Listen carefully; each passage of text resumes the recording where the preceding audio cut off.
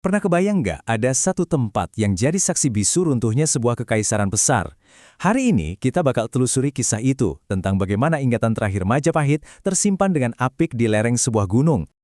Keren banget ya frasa ini, penyimpan ingatan terakhir Majapahit. Ini tuh bukan cuma julukan biasa buat Karanganyar. Di balik lanskap pegunungannya yang tenang, tersimpan sebuah arsip hidup yang merekam momen-momen krusial saat satu peradaban besar berganti ke peradaban berikutnya. Oke, kita mulai dari awal ya. Kita coba bedah dulu lokasinya dan arti nama Karanganyar itu sendiri. Ternyata disitulah kunci awal dari keseluruhan ceritanya. Coba dibayangin, ini tuh bukan kayak kota pelabuhan yang rame atau pusat perdagangan yang sibuk.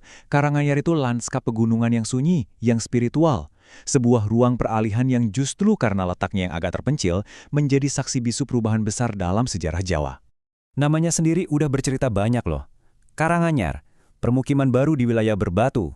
Ini langsung ngasih tahu kita, kalau dari dulu identitasnya memang sebagai pemukiman di dataran tinggi. Beda banget dari hiruk-pikuk pusat kekuasaan di pesisir. Nah, biar ceritanya lengkap, kita bakal jalan-jalan lewatin 4 babak penting dalam sejarahnya. Mulai dari senjakala Majapahit, kebangkitan Islam, era kolonialisme, sampai jadi Karanganyar yang kita kenal sekarang. Oke, sekarang kita masuk ke bagian yang paling menarik nih. Gimana sih momen-momen terakhir sebuah peradaban besar itu diukir abadi di atas batu di lereng gunung ini? Coba perhatikan baik-baik deh. Arsitektur candi-candi ini unik banget kan? Beda jauh dari candi megah dan simetris dari zaman keemasan Jawa. Candi Sukuh dan Ceto ini bentuknya justru kembali ke gaya punden berundak yang lebih purba, gaya arsitektur dari masa pra-Hindu. Jadi waktu pusat kekuasaan Majapahit mulai goyah, para bangsawan dan pemuka spiritualnya nggak lantas menyerah begitu aja. Mereka mundur ke lereng suci Gunung Lawu, bukan buat berperang, tapi buat mencari perlindungan spiritual dan melestarikan warisan mereka. Dan Gunung Lawu inilah yang jadi semacam benteng spiritual terakhir mereka.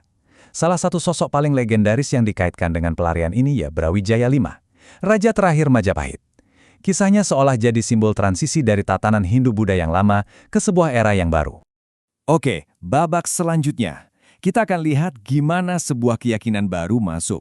Dan ini menariknya, bukan lewat penaklukan dengan pedang, tapi justru lewat dialog budaya yang berjalan pelan-pelan dan damai. Nah, di sini kita bisa lihat ada 2 cara penyebaran Islam yang beda banget di Jawa. Di pesisir, perubahannya cepat, didorong sama perdagangan dan politik.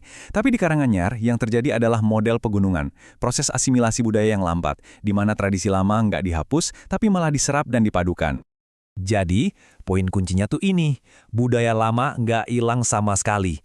Malah, diserap, diadaptasi, dan akhirnya melahirkan sebuah identitas Jawa yang baru.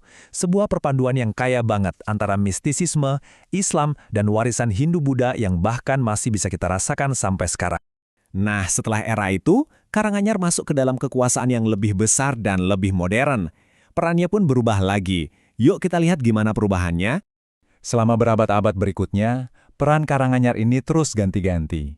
Waktu di bawah Mataram, dia jadi lumbung pangan dan pusat spiritual yang penting. Terus, pas zaman kolonial, dia diubah jadi aset ekonomi perkebunan. Dan akhirnya, medannya yang sulit malah jadi benteng pertahanan strategis buat para pejuang kemerdekaan. Zaman Belanda ini benar-benar mengubah wajah ekonomi lokal loh. Tiba-tiba aja lereng gunung yang tadinya agak terisolasi, jadi terhubung ke pasar dunia lewat teh, kopi, dan kina. Perubahan ini memang membawa modernisasi infrastruktur, tapi ya tentu ada sisi eksploitasinya juga. Nah, semua potongan sejarah tadi akhirnya membawa kita ke hari ini. Gimana sih semua lapisan masa lalu itu membentuk Karanganyar yang kita kenal sekarang? Terus, apa artinya semua ini buat kita sekarang? Kenapa kita perlu peduli sama cerita tentang candi kuno, transisi kekuasaan, dan perpaduan budaya ini di zaman serba modern? Kalau kita lihat Karanganyar sekarang, ya inilah wujud nyata dari semua sejarahnya. Kita bisa lihat turis modern foto-foto dengan latar candi kuno. Sementara nggak jauh dari situ, ada sawah-sawah subur yang diolah sejak zaman Mataram dan sekarang jadi bagian dari destinasi wisata. Masa lalu dan masa kini benar-benar hidup berdampingan di sini. Jadi, kalau ada satu hal yang bisa kita ambil dari cerita Karanganyar, ini dia. Di balik suasananya yang tenang, ada kisah yang luar biasa soal ketahanan budaya. Sebuah pelajaran penting tentang bagaimana sebuah masyarakat bisa terus beradaptasi dengan perubahan zaman yang dahsyat sekalipun. Dan inilah warisan terbesarnya, sebuah ide yang bisa kita renungkan. Karanganyar menunjukin ke kita bagaimana Jawa berpindah zaman tanpa memutus akarnya. Sebuah kisah tentang berubah, tapi tetap menjadi diri sendiri.